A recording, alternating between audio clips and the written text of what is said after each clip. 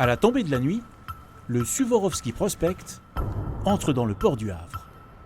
Immatriculé au Libéria, ce pétrolier russe amène près de 100 000 tonnes de brut. Une cargaison de 6 millions d'euros au bénéfice du vendeur russe. Et au petit matin, le brut est pompé vers les réserves du terminal pétrolier. Au même moment, le ministre de l'économie est sur France Info. Nous allons donc provoquer l'effondrement de l'économie russe. Si ça ne dépendait que de la France, on aurait coupé le gaz russe, on aurait coupé le pétrole russe aujourd'hui. Si ça ne dépendait que de la France, je pense que sur le retrait des banques du système SWIFT, dont certaines banques qui servent au paiement du gaz russe, nous serions probablement allés plus loin. On est donc loin de l'embargo sur le pétrole russe.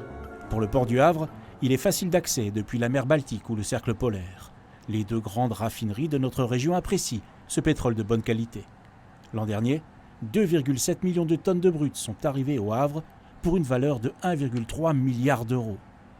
Et en plus de ça, il y a les produits raffinés, essentiels à la stabilité énergétique française.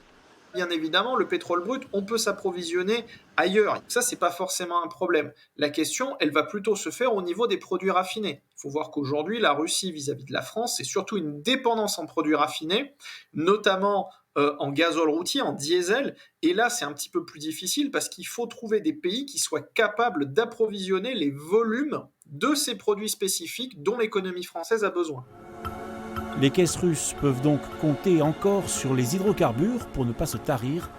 Cette semaine, 4 de leurs bateaux sont attendus sur les terminaux pétroliers havrais, en toute légalité.